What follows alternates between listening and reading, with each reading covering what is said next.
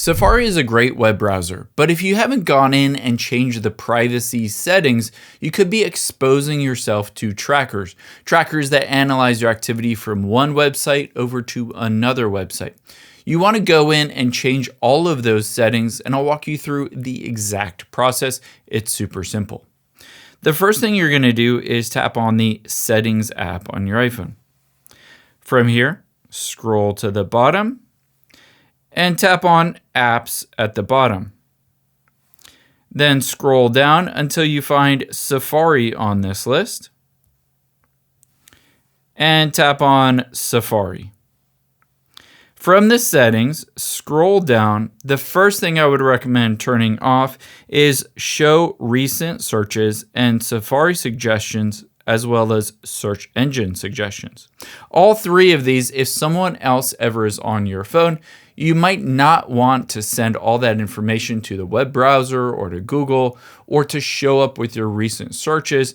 You just want to be able to search for what you search for and not have it predict or recommend certain things.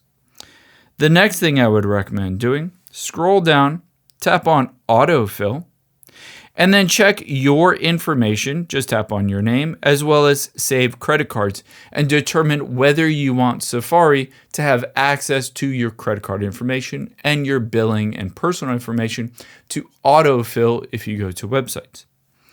The next thing we're going to do is tap the back arrow, and then we're going to scroll down from here and turn on block pop-ups. If this is turned off, you just turn it on to essentially block those pop-up ads or the pop-ups that redirect you to another website. Next, let's tap on extensions. Now, if you download apps, usually they come with extensions. You can see in this case, ChatGPT and PayPal Honey have extensions. If you don't recognize, just tap on it and turn off Allow Extension. Essentially, this will prevent that app from analyzing the websites that you visit and your usage to basically serve you better ads or to function. In this case, PayPal Honey is kind of a coupon website, etc. Tap the back arrow next and then scroll down. From here, keep scrolling until you get to Close Tabs. I would highly recommend switching close tabs from manual to 1 week or 1 day or 1 month. Essentially, this means that if you're browsing around Safari, over time it will close out of the tabs that you haven't opened in a while, preventing other people, if they have access to your phone, from being able to see which websites you've visited. Next, let's tap the back arrow at the top left and scroll down. Under privacy and security, we're going to go through this. This is super important for your privacy. The first one is prevent cross-site tracking. Turn this on to prevent tracking from one website to another. AKA, if you're on bestbuy.com looking at TVs, it won't send that tracking information to facebook.com so that they can serve you better ads for a TV. Next, let's tap on hide IP address and turn on hiding IP address from trackers. Turn on require Face ID to unlock private browsing. Essentially, turning this on allows you to have private browsing, but if you open up the private browsing window, you won't be able to see those websites or those tabs unless you unlock it with your Face ID. Make sure to turn on fraudulent website warning, not secure connection warning, and then you can choose to turn on highlights if you would choose to do so. Essentially, this will warn you or prevent you from going to malicious websites or not secure websites where you don't want to enter in your personal information. This is great if there's a basically e-commerce or a website that wants to sell you something, but they haven't done everything to prevent all of your credit card information from being able to be stolen. Next, let's scroll down from here because we're not quite done yet. At the bottom, we're going to get into the advanced settings. Tap on advanced at the bottom and then advanced tracking and fingerprint protection. Let's tap on that and make sure to set this to all browsing. This prevents tracking again from one website to another, but also fingerprint protection.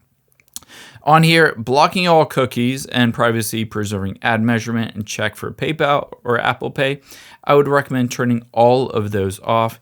Keep in mind, blocking all the cookies sounds nice in theory, but it does break most websites.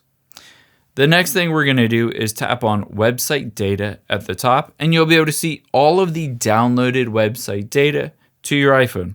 No surprise here, google.com is a big culprit. You can always swipe to the left and hit delete, or you can go to the bottom and tap on remove all website data and then tap on remove. Now, after we've done that, we need to make sure websites don't have access to your location, to your camera, and to your microphone, etc. To do that, tap the back arrow, and then you can see page zoom, reader, profiles. The specific ones that are related to your privacy are camera. Tap on that.